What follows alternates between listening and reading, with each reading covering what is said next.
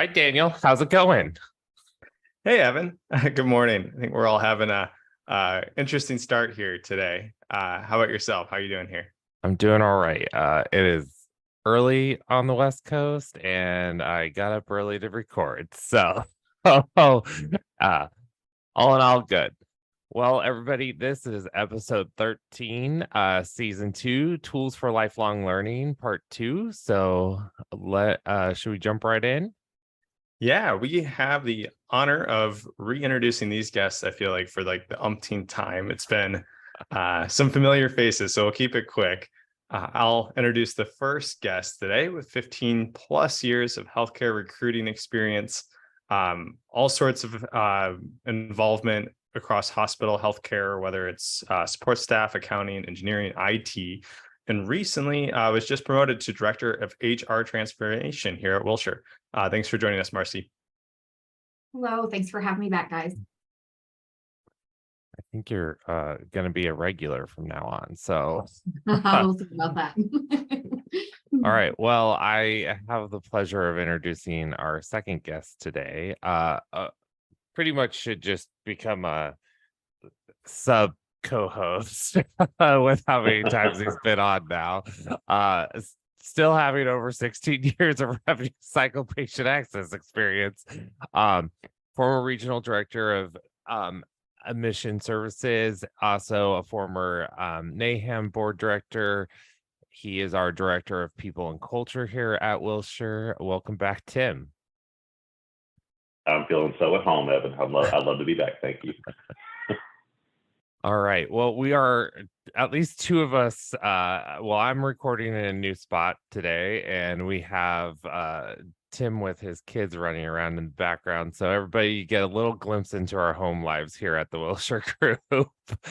Daniel might have to run out and take care of the puppy at some point too. So all right. Well, today, lifelong learning part 2. So if anybody listened to earlier in the season, we did have an episode around lifelong learning where we kind of were bouncing ideas off of each other, and it really sparked a bunch of additional, like, hey, let's come back and create a book club. We weren't able to do that, but but with that said, I just wanted to kind of, I just came back from an annual conference for HFMA in Nashville, where I had the weird pleasure of having to bring 2 newer members of revenue cycle and kind of and more in the leadership, new to leadership as well, and kind of help them navigate like what are the right conference sessions to go to, how to network and do all of that. So I kind of want to get your guys' thoughts on,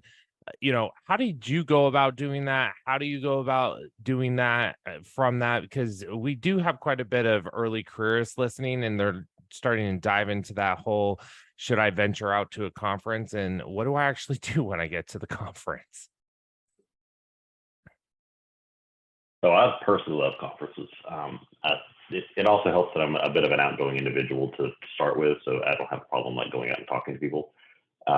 But I would not be with the Wilshire Group if it was not for me going to different conferences and getting my name out there. I started just by going and sitting in and listening to presentations. My very first one that I ever went to was a NAHAM conference back in, I think, 2013. And I just kind of went, explored, started to learn a little bit, work towards after seeing that these people actually present to these things, work towards actually creating a presentation of my own, start to talk about a little bit about what I've done and how I've been successful in different parts of my career or different areas that I've worked, and then just started to make a name for myself. Started to get to where I was better known in the different communities and the conferences that I went to, and based off of that, it just kind of over time rolled into something that became a career that I absolutely love. So that's at a high level, I think conferences are a fantastic way for you to get outside of your regional bubble that you kind of find yourself in, and get to where you can not only know different people across the nation, but also get to know different solutions to the same problem, and maybe take some of that back to your own organization as well. And there is an element of like regional versus national, right? Tim, when you were going to these different conferences, were you kind of picking like regional groups or more national? What was your kind of motivator there? Most of it was national for me, so I tried to stick to those just because I could. I mean, with me personally, with my experience, you get more of a broad swath of individuals that you kind of talk to, but also it's easier to justify to your organization that, you know, going to a national conference, it's there's more resources for value in going to something like that than say something that may be regional. That being said, if I had one that was relatively close to me, I would absolutely try to attend that as well. So I live close to Dallas, so, you know, driving to Dallas for a regional conference was not out of you know, out of the norm, but they just didn't happen as often. Yeah, I was gonna say, you know, if when I look back at the earlier stages of my acute world career in healthcare, I kind of stuck more regional because if you're kind of I'm not a shy individual by any means myself, but if you are a shyer individual, you know, you can tag along with a peer or a mentor just to say, hey, let's start to talk there. Let's start to get to know each other and kind of ease your way into the venturing out, unless you're like a huge extrovert and you don't mind just like mingling right out of the gate on your own.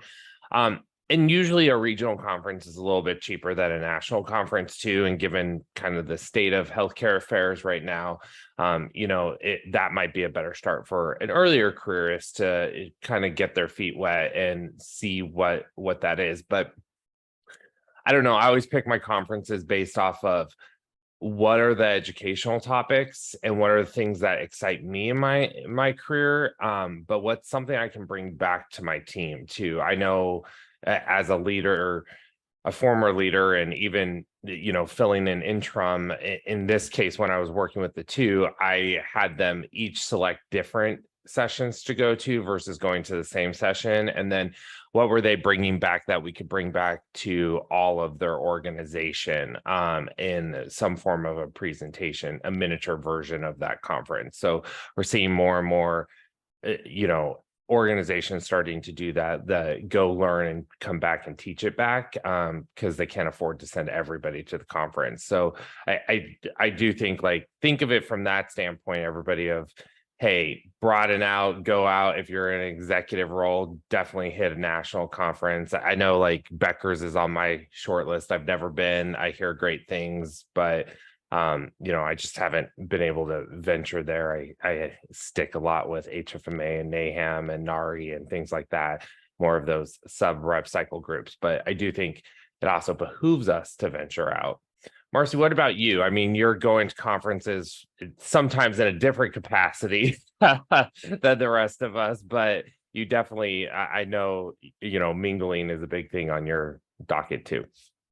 Yeah, so when I first started going to conferences early in my career for HR to learn, and I would attend like the recruitment side, because even before I got into recruitment, was promoted into that position, was totally interested in it and passionate about it. So now when I go to conferences, I do a lot of listening to what other individuals are doing, but yet I'm also kind of in there using it more for a networking purpose, since, you know, I might be trying to poach somebody to come into a position, you know, even if it was here at Wilshire or prior, you know, looking for somebody to join the HR team or things like that. So my conferences attendance is a little bit different. It's kind of a mixture of what can I learn, what can I bring back and apply, but who can I bring back with me as an applicant? Do you guys find, you know, when you attend something like a conference or something, are you finding, I mean, the education sessions, you know, they can be hit or miss sometimes in that regards, but where are you finding more of your time doing the networking components of it and building kind of that foundational hidden mentorship or partnership growth, and how are you guys going about that when you're at a conference to be able to start that conversation and develop? So for me, there were two ways. I mean, the conferences obviously give you opportunities to get together and to mingle, you know, be it through like a vendor hall or through a happy hour or whatever it may be.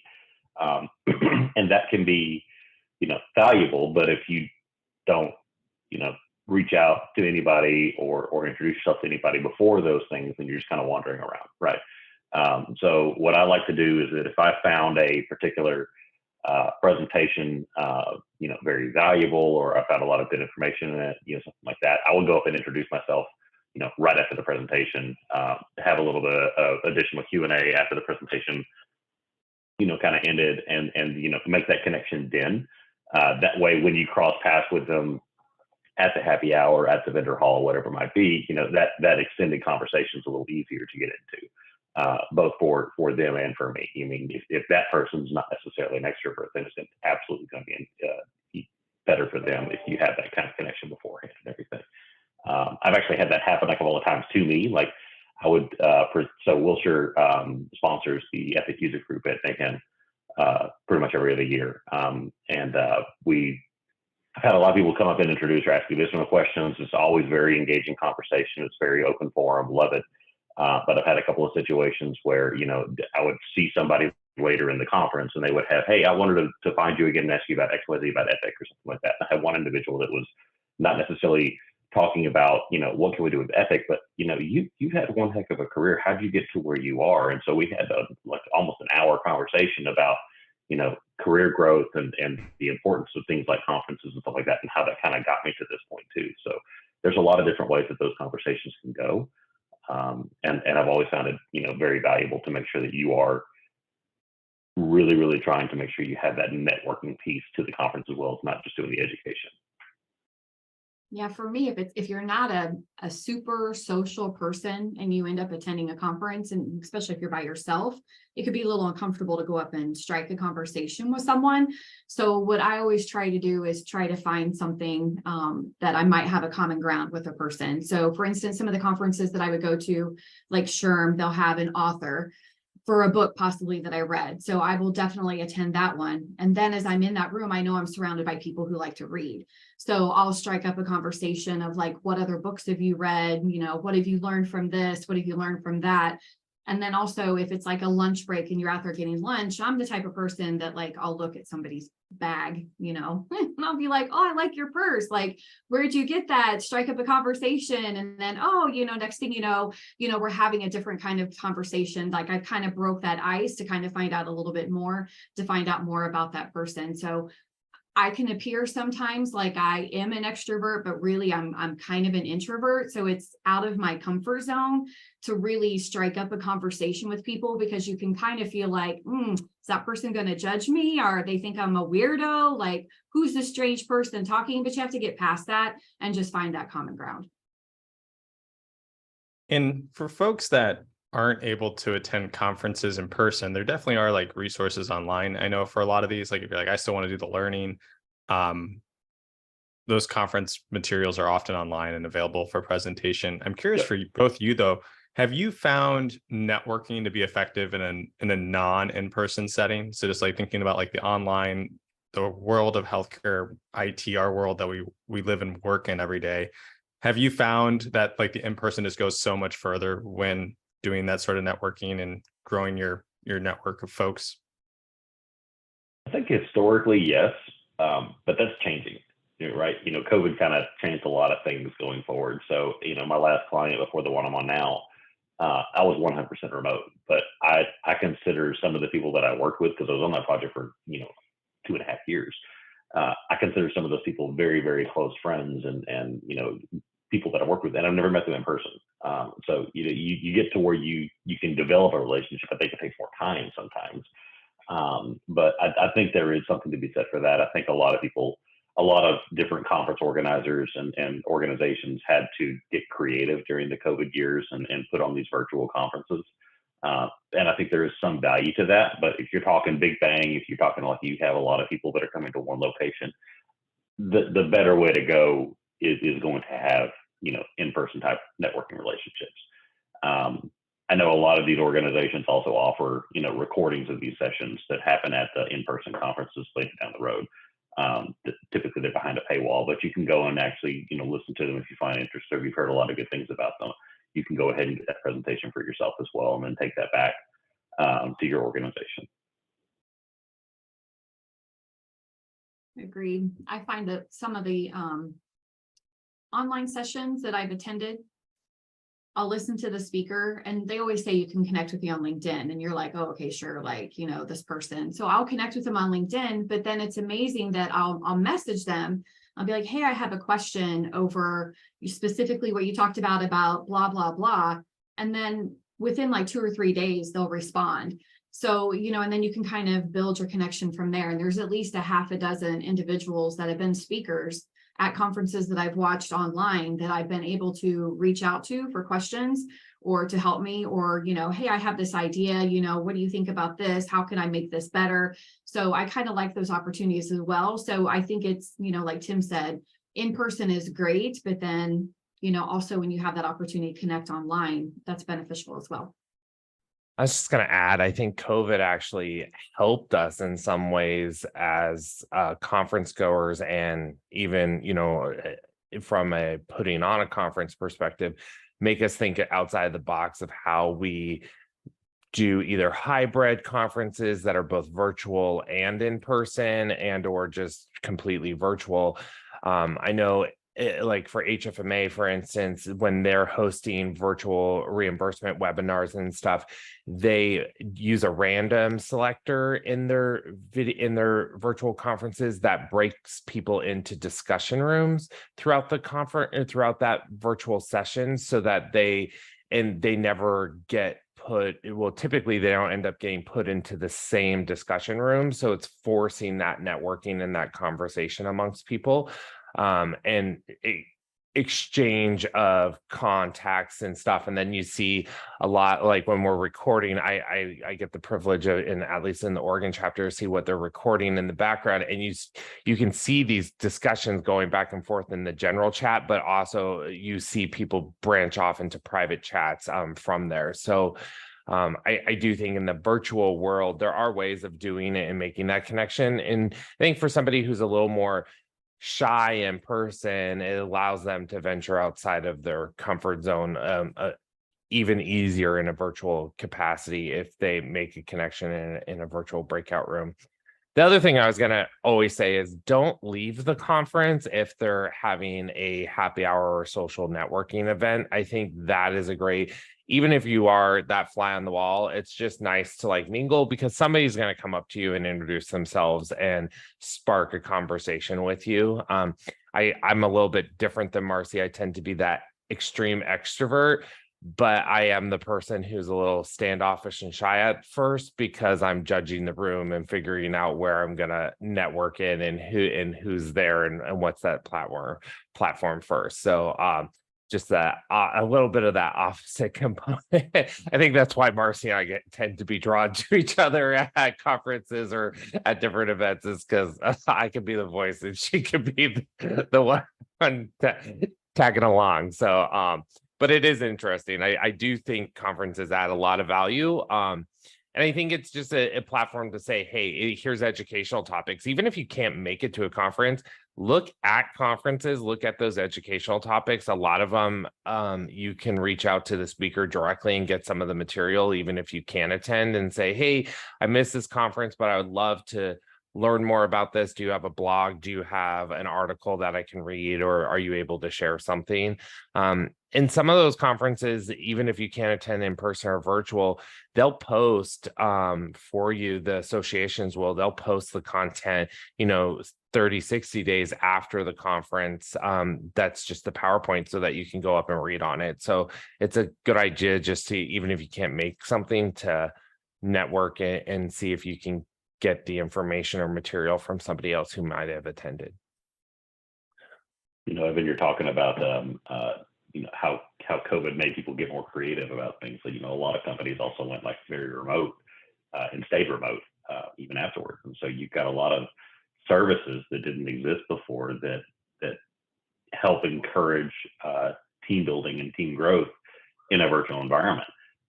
So if you're an organization that has people all over the nation or all over the state or whatever it might be, and that you just don't come into a central office anymore, you can actually go out and you can have a team building function that's fun, somewhat gaming in terms of like what you're doing and everything, but it's meant to drive that connection and build those relationships to kind of help you function better as a team.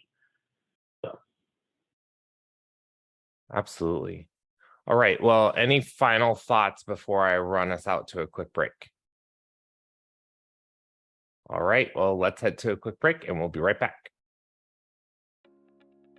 Vine Medical serves a growing base of more than 800 active hospitals and health systems nationwide. Their best practices are hardwired through technology solutions, proven to help hospitals achieve sustainable top performance. Their well-published results include improving financial performance, physician and staff alignment, patient experience, compliance, and patient safety and quality measures. Learn more at vinemedical.com. That's VYNE medical.com.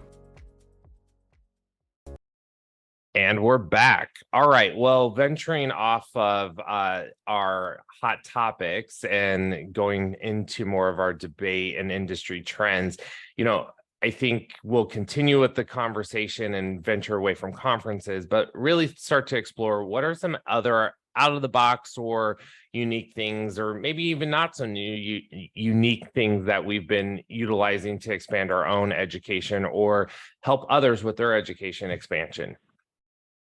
Yeah, I know we in our prep session, Tim, I don't know if you said you love bikes or if you had something on bikes, but you want to kick us off here? Yeah, so there was back in my operational days when I was leading a team, we were going through a period of a large process transition, trying to get people in the new mindset where we're needing to stop doing whatever we were doing and start doing this over here. And there was a lot of pushback and like, well, this is the way we've always done it, and I don't think this is going to work, and blah, blah, blah, blah. But it was something organizationally that we had to do. So I pulled the affected teams together into a group meeting, and I had found a YouTube video from a very popular podcaster himself, but basically it was talking about a backwards bicycle, and he works with some welders that basically took a bicycle and put an extra gear on it. So when you turn the handlebars right, the front wheel would go left and vice versa. And then became a personal challenge to him to, learn, because he could not ride the bike. He could not get that thing to go more than a foot before he fell off the dang thing. So it became somewhat of a personal challenge to him to learn how to ride this bike. And he documented the process and how challenging it was for him to actually break that mental cycle in his head to learn how to do it the other way. And then he talks about kind of the repercussions of that down the road, and that he found himself at a conference, one time, and he got on a regular bike, and then he couldn't ride the regular bike, and it took his brain a little bit of time to flip back and to figure that out. And he just does a very good job talking about how, over time, your brain, especially as an adult, becomes very rigid in terms of the processes that it likes to follow. But then he observed his kid. They did the same thing to his bike, and he was able to pick it up in about a couple of weeks versus him taking months to figure this out. And so talk about brain elasticity and the ability to learn and adapt and things as you're younger versus you're older. And then we use that as kind of a discussion or launching point to discuss, why we are so rigid in the process that we're wanting to do, and then why we're wanting to go, and are we able to, potentially make that transition, and why this would be a good thing. And it ended up being a very good way for us to, as a team, to come together and say, okay, I can kind of see where you're coming from, Tim. And then it made the transition to the new workflow a lot easier by just, pointing that out to everybody to say, just because it's the way we've always done things doesn't mean it's the only way to do this. And we can look at other solutions as well. So for anybody that's looking for a entertaining 10-minute video, backwards bicycle, just Google that on YouTube or something like that, and it'll be a pretty good watch. I need to watch that before I go and move a trailer, clearly, because you got to go the opposite way, and I never want to. Okay, it does not go into the dynamics or the physics of it all. It's more about what's happening up here. But it's just that reminder, right? Like, oh, the natural instinct does not mean it's the right method or process. Yep. And I've brought that up at a couple of different forums just to say, this really makes you think differently from what you're used to doing or whatever, and it puts a different, just helps you kind of refocus to say, okay, we need to be a little more creative with what we're doing sometimes. I've always found that valuable to be able to reference.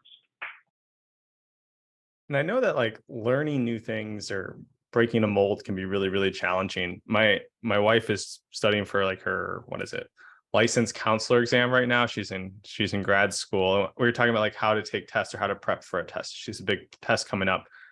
I was like, I look at like a practice test and do like some practice questions and then do like my study materials. Like I want to know what's out there and what like I should be looking for. And she's like, no way am I ever doing that. I like, it stresses her out to look at like practice exams before a test because she's like, oh, I don't know anything. Why would I ever look at this? Just like the backwardsness of like the two of our learning structures. I was just like shocked to find out that like when you're putting yourself into some sort of difficult situation, trying to learn something, trying to study in some sense, like two people can work very, very differently as well. So in learning a backward bicycle, it sounded like, well, I guess there was like an age difference or something, maybe the malleability of their learning experience, but for adults, even there can still be some huge differences. It's just really cool that, you know, because of your experiences and because of the way you learned through reference like that directly affects how you approach, you know, everyday things.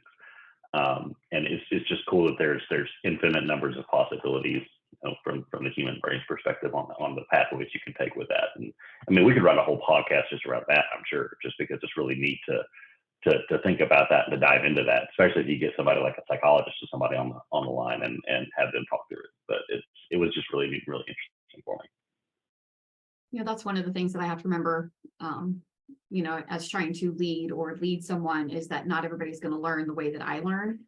People are not going to be interested in what I'm interested in, and people are not going to work the way that I work.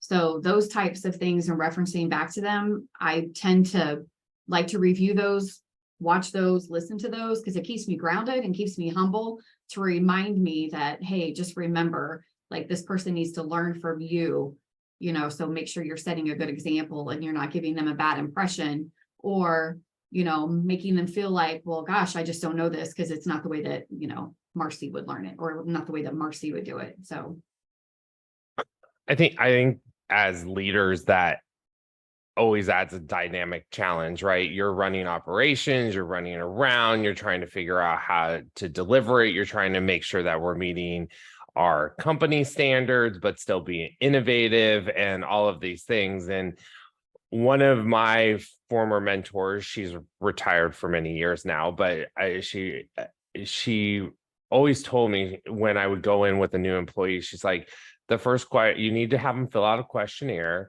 And the first question is, how do you learn?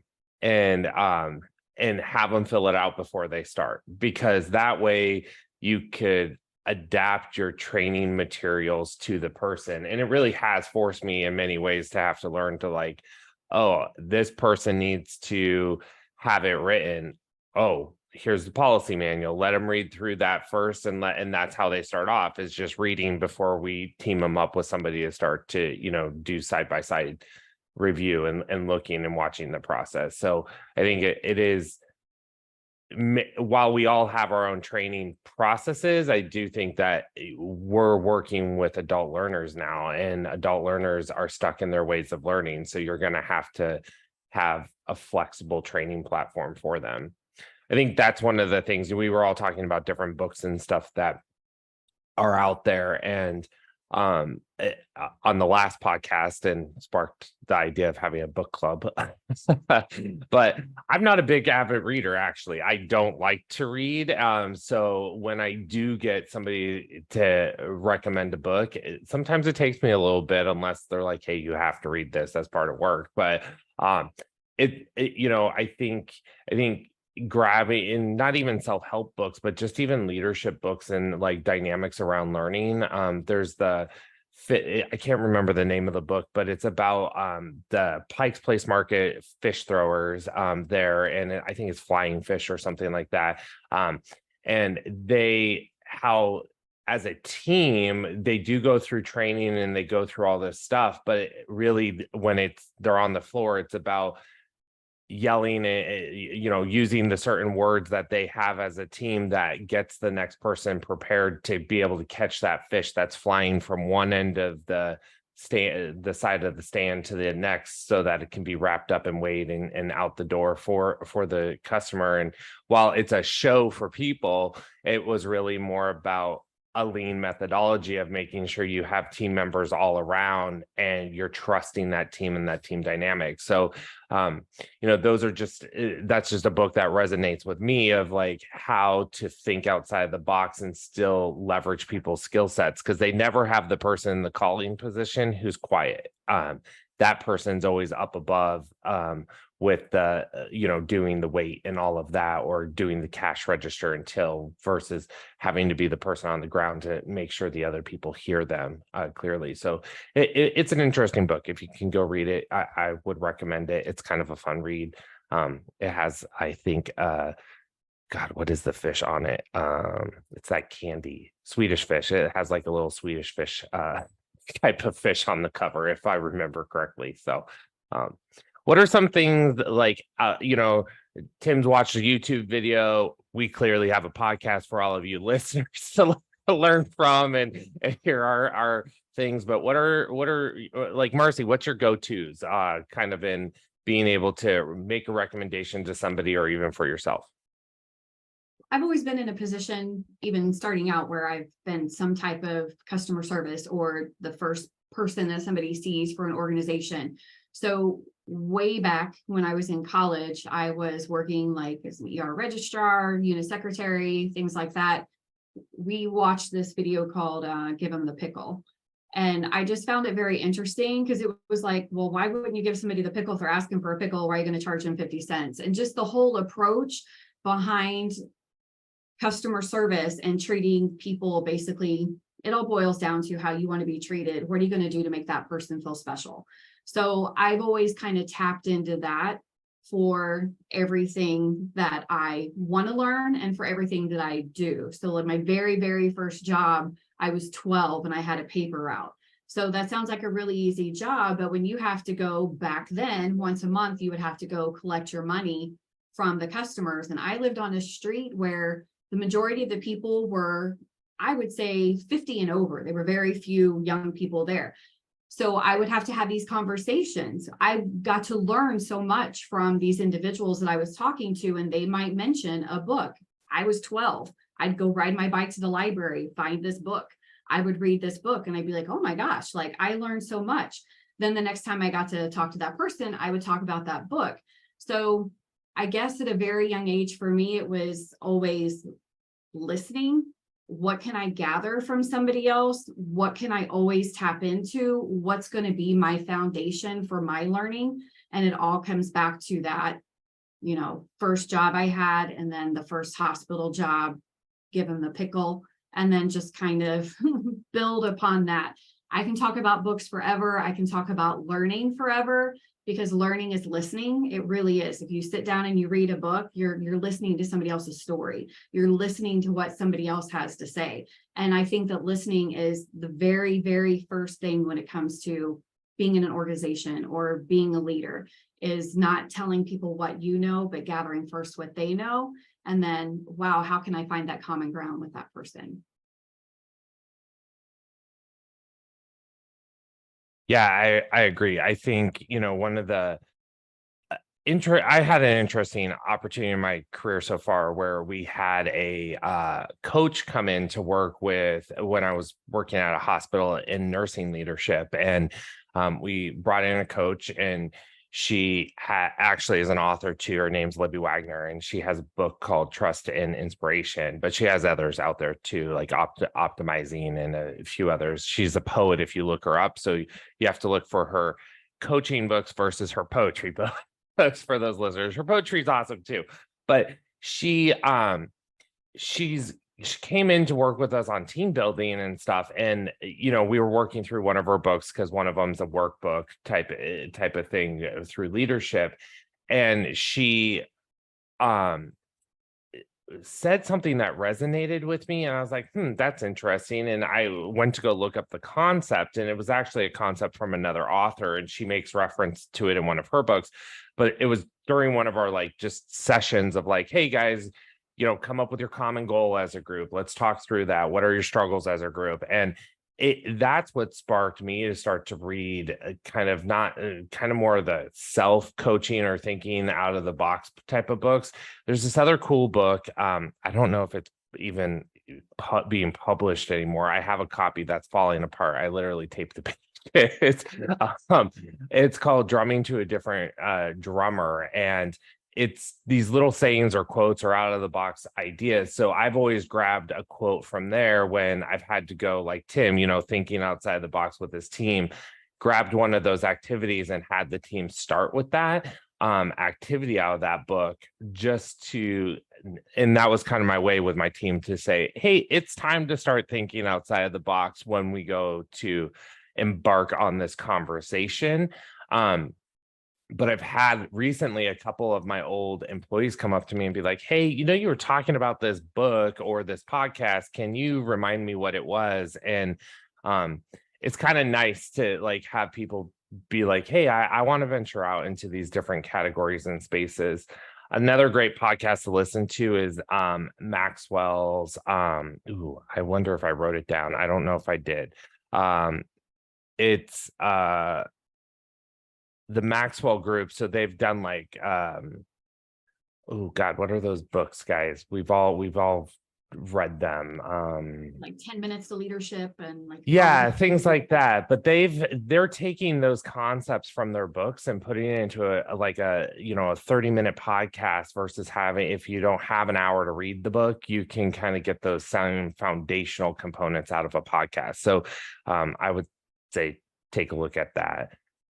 Daniel, what are you doing in your venture and recently, since I think you got benched on our team? So if anybody's looking for an amazing optimization resolute analyst, we got one for you to come help out your team. So love that shameless plug.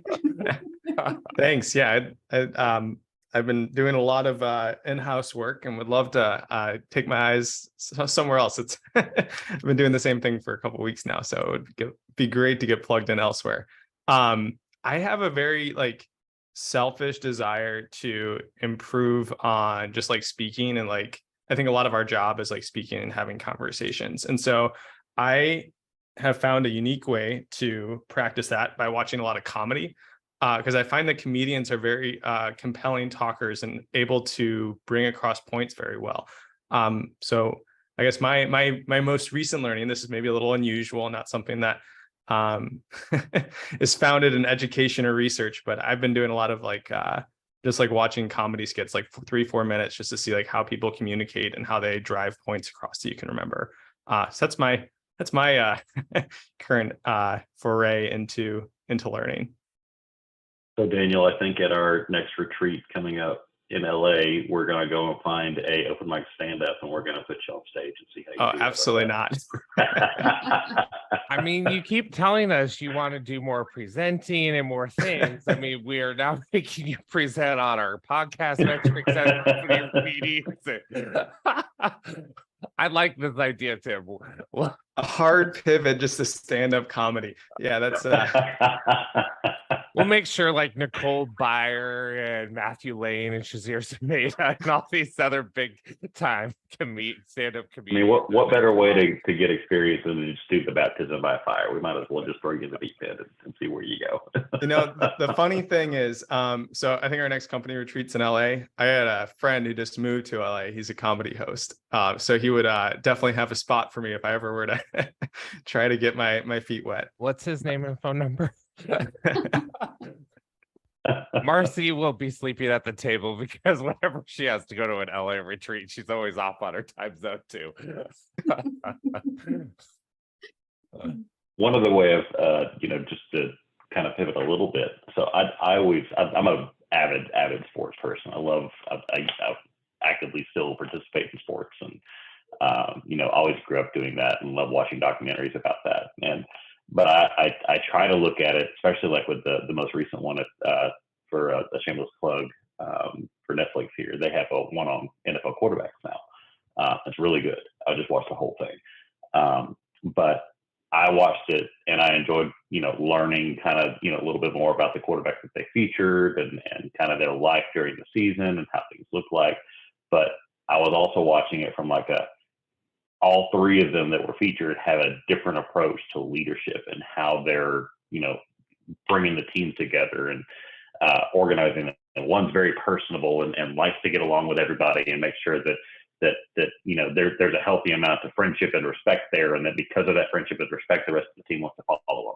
Another one works harder than everybody else on the field, and so it's neat to kind of like dive into that a little bit. I think the sports world has a lot to teach us in a lot of ways in terms of like teamwork and leadership and things like that as well. So I like to be the one to go out and try to find different ways, the backward bicycle again, things that are like not your norm, because I find that, when you have those types of things, there's typically more interest or more, it garners more attention than say just, sometimes just reading a book or going to a conference, and making sure that you look for these types of learning opportunities in unusual ways. And I think you'll kind of learn a lot and be able to gain a lot more from that too.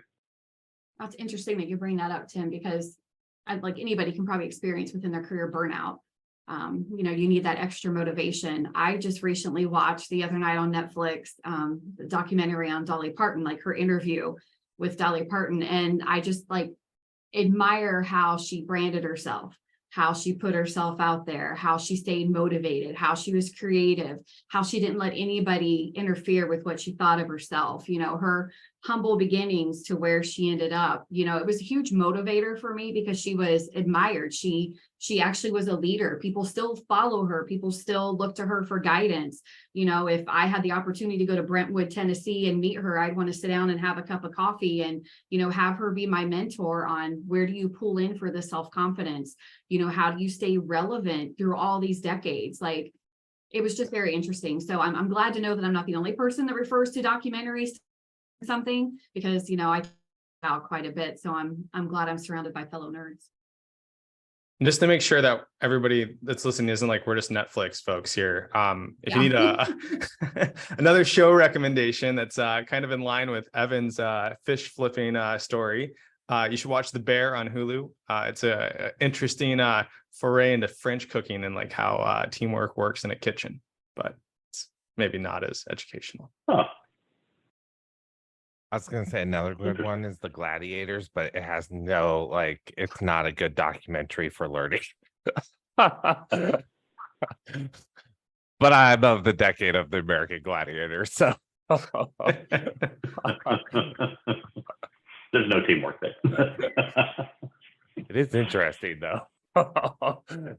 All right, well, let's take a quick break, and we'll be right back. Are you ready to unlock the full potential of your medical coding team? Look no further than Adeo Technologies, the leading provider of medical coding productivity solutions. With Adeo's Gemini Solution Suite, medical coders are empowered and complemented with cutting-edge tools and technologies.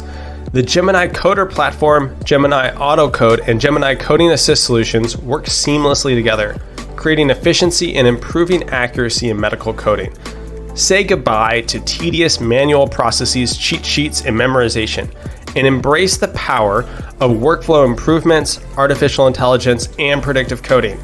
At Adeo, we believe in the collaboration between medical coders and artificial intelligence to create coding capacity that makes human coders more valuable to their healthcare organizations. Visit our website at www.adeo-tech.com. It's adeo-tech.com to learn why we love coders and how Adeo Technologies is transforming medical coding productivity one claim at a time. Sure. And we're back. All right, so we're gonna wrap up today's podcast with a Wilshire Lab. We have a question here from a listener. At least, Evan, you're telling me it's from a listener, so I'm going to believe you here. Maybe I'm the listener. Now, in leadership development today, and Marcie, Tim, this either you can tackle this one, but like specifically thinking about leadership development, what recommendations do you have for someone to get involved in just like the professional side of organizations leadership and just development there? What steps or tracks or methods would you really push someone towards? Find a career path or a job that you enjoy. before you dive too deep into that. I mean, I've always been somebody that was drawn to leadership and drawn to growing a team, improving things, that type of a career path. So that was easy for me. But doing it in the healthcare world, especially early on in my career, was challenging at times, just because there are so many things you have to learn, and different regulations and things that have to be done a certain way because the government tells you it has to be done a certain way. So once you're in that path that you really enjoy and you want to really make a career out of this, find yourself a very good mentor. And I was very blessed to have one to kind of help guide me and grow me as an individual and as a leader in my professional career. And then just try to attach yourself to the hip to that person as much as possible. As you do that, you'll find that you learn a little bit more. But I mean, assuming that you have a very good one, you'll find that you'll learn that you'll start to think like them in a lot of ways. You'll start to kind of say, okay, well, what would this person do, or something like that. But at the same time, you'll start to develop your own solutions and things to do that you don't necessarily have to lean on that mentor as much, because you were able to make that connection and do a lot with that. So that would be my number one piece of advice, especially if you're early on in your career, is find that person that would be a good mentor. It could be your executive leader over your area. It could be somebody that has completely nothing to do with what you do, but it is somebody that is significantly more seasoned, in that particular professional field. I totally agree. And then for, if you're starting on your career, just remember, no matter what role you're in, you're some type of leader. There's always somebody, a coworker, somebody that's looking up to you. So, join employee groups, join a council. If you're interested in becoming a leader, like Tim said, tap in to your supervisors, your team leads, someone within your organization. Doesn't even have to be somebody that you report to. It could be in a completely different department, but there's something, within that person that you connect with and you can learn from them. Definitely don't burn any bridges when you leave in an organization, because you can tap into that person later on in your career. I keep in touch with at least one former VP that I worked for and 2 supervisors. And this is over my career that I still tap into them for information. Still tap into them for even personal growth, career coaching, things like that. So it might not seem like it when you first start out, but even the most irritating boss that you could have could end up being your best friend later on in life and can become very valuable to you.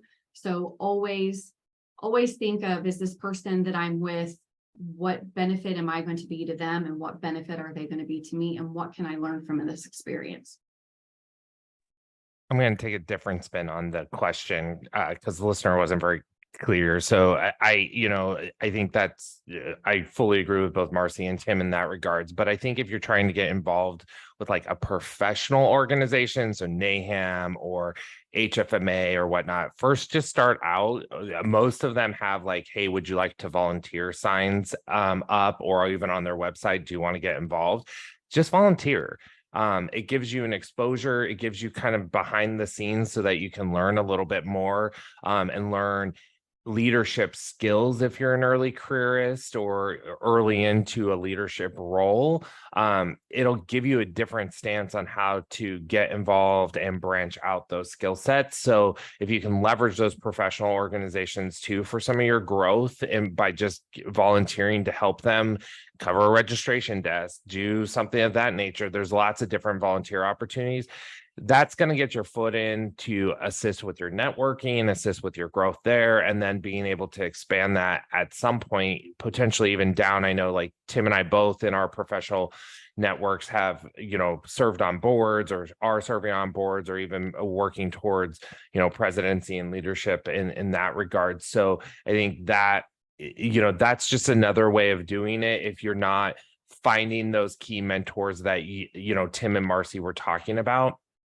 And Marcie and I actually, it's funny, Marcie just interviewed me for something else marketing wise, but I think, we have this great dynamic here at Wilshire, even of we are peer mentors to each other that are not written as like a formal mentorship program. Like I go to Tim and Marcie and Patty and Daniel for things all the time. And we kind of bounce off ideas and things of that nature. That's internal mentorship. While it's collaboration at the same time, they're giving you a unique spin on how to think of things differently. And it's changed my mindset. Sometimes I just need to say, hey, I don't need advice. I just need, part of my French, a little bit of a bitch session. But at the same time, it's just like, needing to have that. And sometimes even them then saying, okay, well, I'm still giving you my uncensored advice. It gives you a different way after that of saying, okay, yep, I got to think of that differently. And I know career-wise, Marcie and Tim have done that for me recently in the last few weeks of being able to say, hey, try to approach it this way, or just take a break. It's okay to say, I put up some boundaries and barriers. So, while a formal mentor is not doing that, your peers are looking out for you and mentoring you in that regards and reminding you it's okay to have a voice. So just both of those two different little spins on it in that regards. Amazing how fine of a line there is between mentor and friend in a lot of cases too. So I've developed a lot of really good friends over the years, both in historically like previous jobs, but also with Wilshire. I wouldn't change any of it for the world. So it's been a neat ride so far. I want to tell the listeners too, don't be afraid to be vulnerable. So don't be afraid if you're looking to someone to be a mentor that they're going to think that you're not asking the right questions or that you're not intelligent. They're not thinking that at all. So do not be afraid to be vulnerable and approach somebody for that mentorship. Yeah, 99 times out of 100, they're not going to look down on you or judge you because you're asking a question. Just ask the question. Well, thanks for joining y'all today. This is fun. Maybe we'll have to have a part 3. This does season 2, episode 13, tools for a lifelong learning, part 2. I think we've also had like a rerun of the first part. So lots of listens for you all out there. And I don't think both of you all need like an introduction of like where your LinkedIn is or your email, but do you have a preference if somebody wants to reach out to you and just maybe either for mentorship questions, want to connect, be friends? Marcie, what's the best way? I would say LinkedIn's the best way. I'm on there all the time trying to find candidates and then trying to build the brand for Wilshire and get us more followers. So LinkedIn would be the best way. What about you, Tim? Yep. Same for me. It's kind of your public facing, professional facing type platform. So definitely LinkedIn. And I've also got my professional email on there. So feel free to reach out, connect with me, and I'd be happy to, answer questions, make a connection, whatever they need. All right. Well, that's it for us today. Thank you, everybody. And check out part 1, which is lifelong learning. Listen to this episode and future episodes. We'll definitely, I'm sure Daniel and I'll get Marcie and Tim back for part 3 at some point. Maybe it'll be season 3, part 3. So, all right, everybody. That's it for us today. Bye-bye. If you liked today's episode, continue to join Wilshire Wednesdays. You can follow us on LinkedIn or Twitter at Evan_Wilshire. Daniel can be followed at Daniel_TWG. Wilshire Group at TWG Health. On Facebook at the Wilshire Group or on Instagram at Wilshire IT Revcast. Remember, if you prefer to watch, come check us out at the Wilshire IT Revcast YouTube channel. If you have an inquiry, want to share your thoughts, or get additional information on today's episode, email us at WilshirePodcast@thewilshiregroup.net. The best way to support this podcast is to review, rate, and subscribe. See you next time. Bye-bye. The Wilshire IT Revcast is hosted, produced, and engineered by Evan Martin and Daniel Bianchini. It is executive produced by Gretchen Case, Hank Smither, and Spencer Thielman. The Wilshire Group. Experience you can trust, results you can count on.